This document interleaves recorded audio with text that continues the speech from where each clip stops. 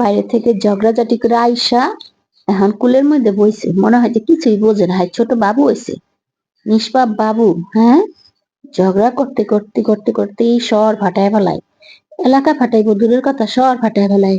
ওরে আবার কুলে নিছে, এখন আর নিষ্পাপ বাবু হয়ে বয়ে রয়েছে। ওরে বলছিলাম তুই বাইরে যাইস না, না সে বাইরে যাইবই, বাইরে যাওয়ার জন্য এমন কান্নাকাটি করছে, দরজাটা খোলার সাথে সাথে দৌড়। এখন ঝগড়া করিয়া হাত পায়ে ব্যথা পাইয়া এখন কুলের মধ্যে বইছে। ওরে আদর করবি না, ছাড় ওরে। কি করবো, সারাক্ষণ ঘরে থাকতে ভাল লাগে না, ভাবলাম একটু বাইরে থেকে ঘুরে আসি, একটু আলো বাতাস খেয়ে আসি। কিন্তু আমি যাওয়ার সাথে সাথে যে ছেলে বিড়ালটা আমাকে মারবে আমি তো বুঝতে পারি নাই। ও আমাকে এমন ভাবে অ্যাটাক করছে, কিন্তু আমি ওকে না করে পারলাম না। কিন্তু আমি তো পারি না ওর সাথে ঝগড়া করতে, ও তো আমার পায়ে কামড় বসিয়ে দিয়েছে, এই জন্য না আমি পায়ে ব্যথা পাইছি। আর এই জন্য চলে আসি ঘরের মধ্যে।